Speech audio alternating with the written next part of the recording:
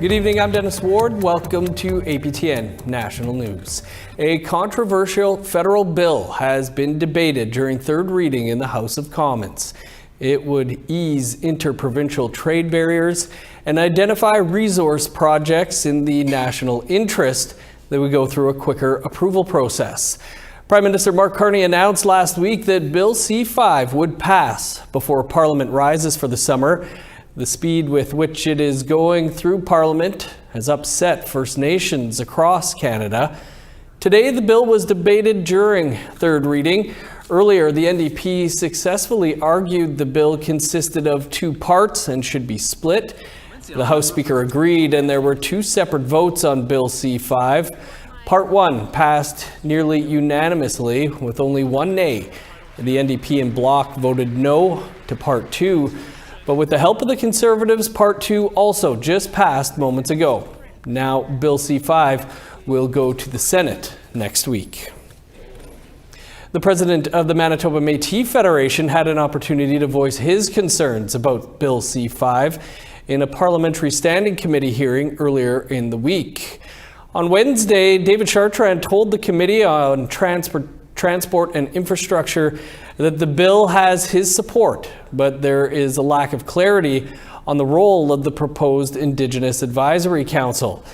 He demands clarity on who will be on the council, what authority they will truly have. Chartrand says without that transparency, Indigenous leaders are being asked to trust the government they've been burned by before. We are ready to support this bill with the understanding it will be implemented properly. To us, this means working with legitimate rights holders, governments, during all the phases of the project, from identification to selection to delivery. This time, the implementation of this legislation is imperative. We face a great economic threat from the south, and a recession would disproportionately impact our people. In this in mind, that the MF is prepared to stand with the Government of Canada in the timely passing and the implementation of Bill C-5. Well, it's a unique way to protest against Ontario's Bill 5 and Ottawa's Bill C-5, and it's already underway on the Attawapiskat River in Northern Ontario, as a family of 4 have embarked on a 400-kilometer journey by boat. Here's Annette Francis with that story. 20-year-old Geronimo Attawapiskat, along with his parents and brother, set out 4 days ago from their home in Attawapiskat. They're portraying the journey as a call to action to step up for the river and the land. I grew up on the land my whole life. My parents grew up on the land their whole lives. My grandparents grew up on the land their whole lives. And we're so connected to this land you see here. This is just a tiny part of it. And we need to protect it. I mean, like, the land, the water, the skies, the animals, the trees, it's all part of who I am as a person. The language comes from there. The culture comes from there. Misregagana comes from there. Everything comes from there. It's a core part of who we are. Last month, Ontario's Bill 5 passed. It gives the province sweeping powers to override environmental and municipal laws to proceed with projects deemed to be important. As well, the federal government's Bill C-5 is being fast-tracked through Parliament with little consultation from Indigenous people. Attawapiskat says when both bills mentioned the Ring of Fire, it became clear he needed to do something in that area to have a presence. He's been posting about their travel up the Attawapiskat River on social media. Their next destination is Neskantaga First Nation. We will then join together and send our message to the provincial and federal government. Both communities join together, and other communities that are willing to join us as well. We're going to send our message, then we're going to get started and start setting up teepee poles every half kilometer, both sides of the river, going downriver. And that's going to be a long project. And it's to restart our presence. At the same time, we'll send our message and say, withdraw Bill 5 and scrap Bill C-5. According to Attawapiskat, encampments will also be set up along the river, where he'll stay as long as needed. In 10 years, when I meet my children, or 40 when I meet my own grandchildren, I'll say and they ask me, what did you do when this time came? I'll say I did everything I could do I mean, I did everything that I knew how to do, not everything I could do. And for me, that's going upriver, that's taking drone videos, that's updating everyone on our journey and reasserting our presence within our territory. According to Attawapiskat, there are plans to step things up another level, but for now, he's keeping things close to his chest, and details will be shared later. Annette Francis, APTN National News, Ottawa. Members of the Yukon Liberal Party have selected their new leader and the territory's next premier. Local businessman Mike Pemberton will be the territory's 11th premier. Pemberton ran against former Kwanlin Dun chief Doris Bill, who lost the race by just 13 votes. If elected, Bill would have been the territory's first Indigenous premier. Pemberton does not currently hold a seat in the Yukon Legislative Assembly. A territorial election must take place on or before November 3rd. Red River Métis gathered on Thursday at the site of the victory at Frog Plain to honor ancestors who fought for Métis nationhood and trade rights. This year marked the 209th anniversary.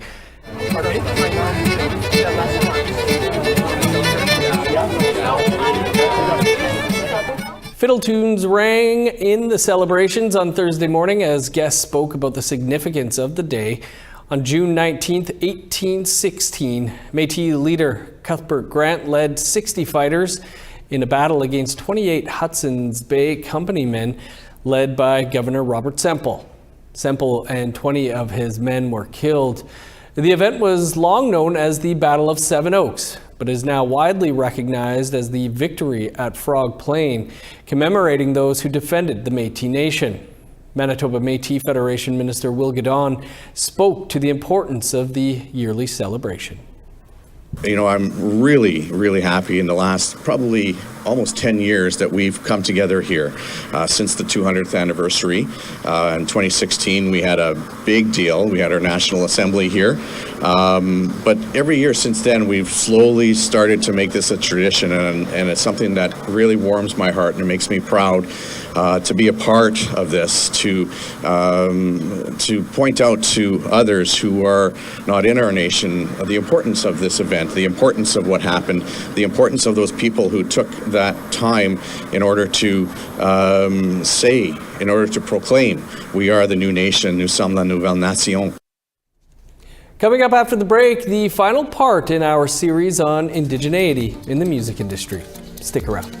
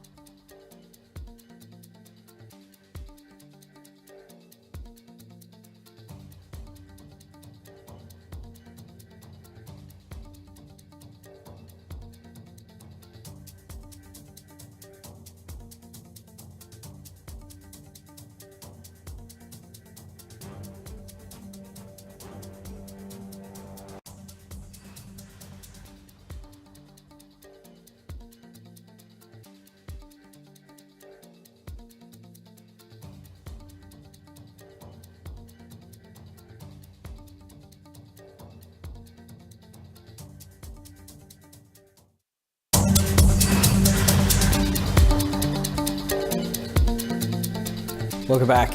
Nowadays, it seems like Indigenous identity fraud is everywhere. Hear what professionals behind Indigenous arts organizations like C-5 Festival and Urban Shaman Gallery have to say about it. Learn more about the challenges of uplifting Indigenous voices in our final segment of Face Value. A parting gift from APTN's Veronica Blackhawk. Here's the final story.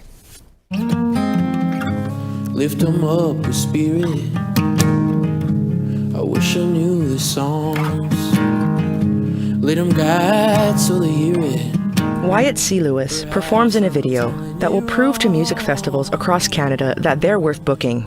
Behind the scenes is Alan Greyeyes, director of the C-5 Festival and chair at the Indigenous Music Office. He helps Indigenous artists like Wyatt get a start in these spaces. It's really important for those festivals to present as many Indigenous people as possible.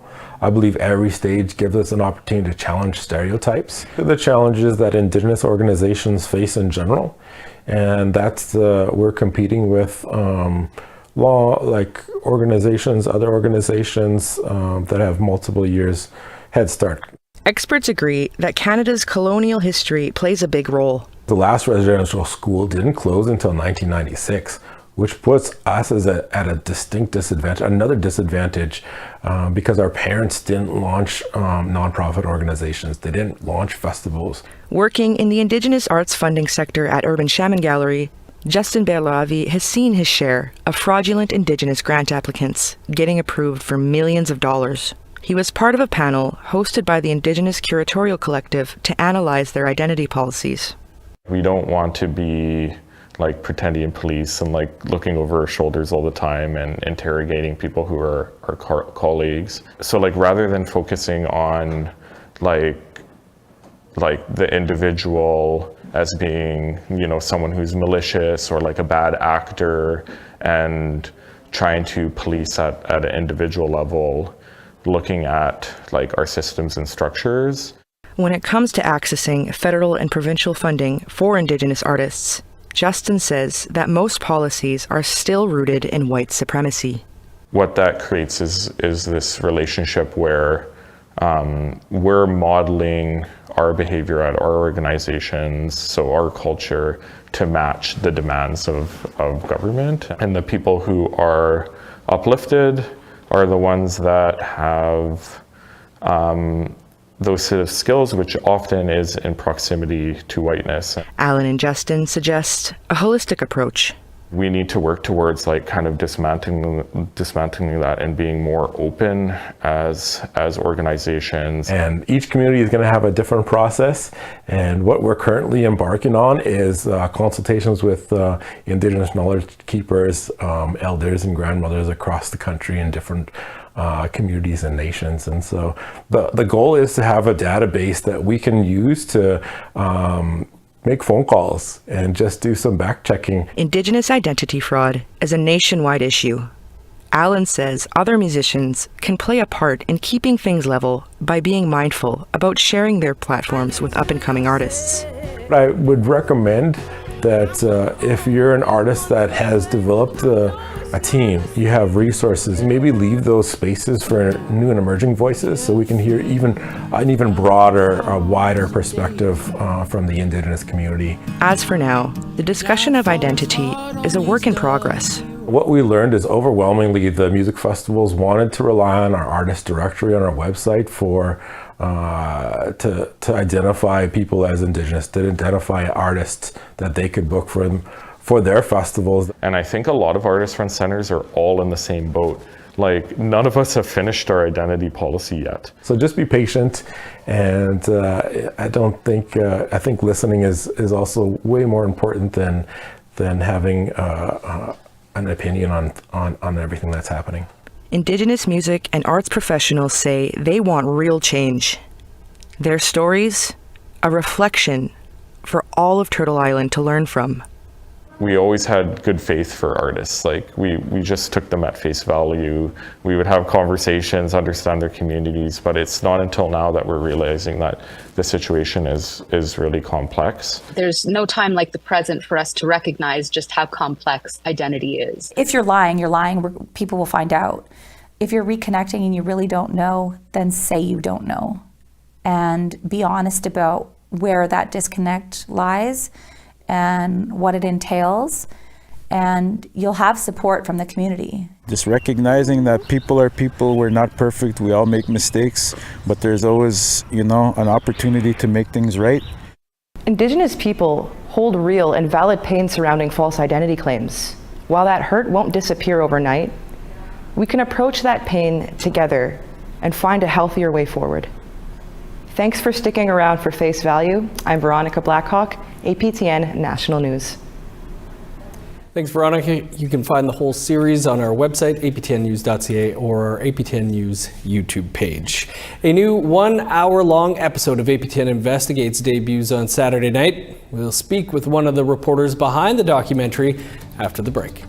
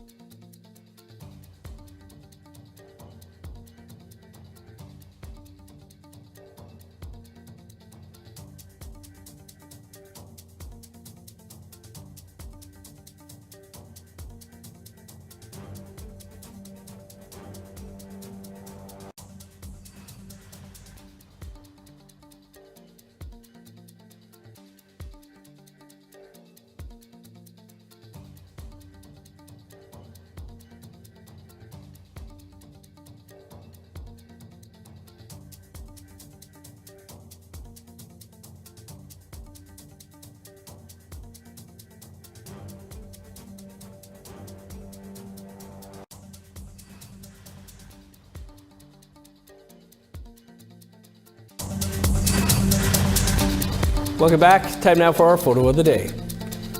With tomorrow being National Indigenous Peoples Day, Sandra Tolley sent in a picture of her dressed to dance, and we hope that she and everyone is able to enjoy tomorrow. You can send us your pictures to share@aptn.ca. Now let's take a look at tomorrow's weather forecast. Starting on the East Coast, showers and 25 in Halifax, 21 with rain in Charlottetown, 23 in Kuujjuaq, 7 with rain in Happy Valley Goose Bay, 27 in Montreal, showers and 25 in Val-d'Or, 21 with rain in Sault Ste. Marie, 27 and showers in Ottawa, rain and 22 in Thunder Bay, 24 and rain in Sioux Lookout.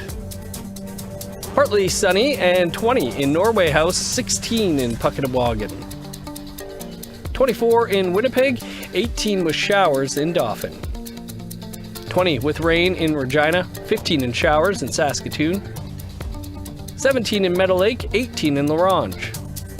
In northern Alberta, 20 in High Level, 15 in Fort Chipewyan, 17 and cloudy in Edmonton, 12 with showers in Lethbridge, 17 and rain in Vancouver, 21 and showers in Kamloops, 22 in Prince George, 25 in Smithers, 26 with rain in Old Crow and Beaver Creek, 16 in Yellowknife, 21 under the sun in Norman Wells. 7 in Sax Harbor, sun's out, and 20 for Paulatuck. 6 in Chesterfield, 11 in Baker Lake. 4 in Resolute, 5 with showers in Pangertung. In Winnipeg, 148 students from the Yellow Quill University College walked the stage from over a dozen different programs to make up class of 2025. A majority of the grads also happen to be mature students who went back to school after raising families. Take a listen to hear some inspiring words from 4 of them.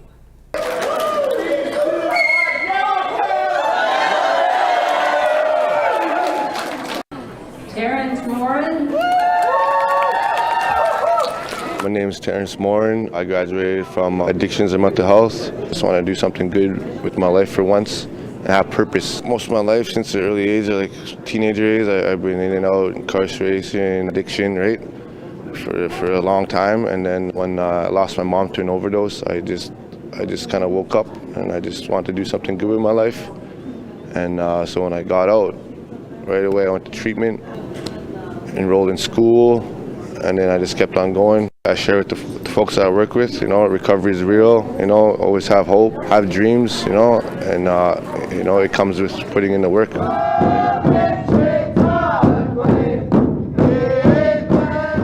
Debbie Behrens, graduating from the First Nations Child and Family Services Diploma course.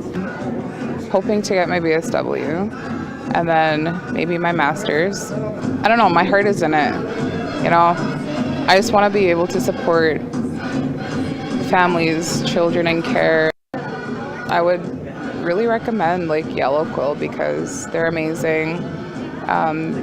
They make you feel welcomed. If you haven't been culturally in touch with your roots, they encourage it, but at the same time, respectfully. Happy National Indigenous Peoples Day. Aho! My name is Jeremy Raven and I graduated from addictions and mental health support work. For most of my life I struggle with addiction and mental health. I've been there and they see that as well, and it's just it's easier to open up and just offer the resources or the guidance that I once needed. Doing this work and it fills my cup, it feeds my spirit, and it just it's a better way to live. Yeah, I'm very nervous. I'm Precious May Twashing and I'm graduating from Adult Ed today. Go to school. It's so easy. It's easy. When I joined, I thought it would be hard, but I went, and then just after Christmas break, it's I might as well just finish. I'm already here. Let's just do it. I want to go into school to study to be a paramedic. I have my son here. It's his birthday, so he's here graduating on his birthday with his mom.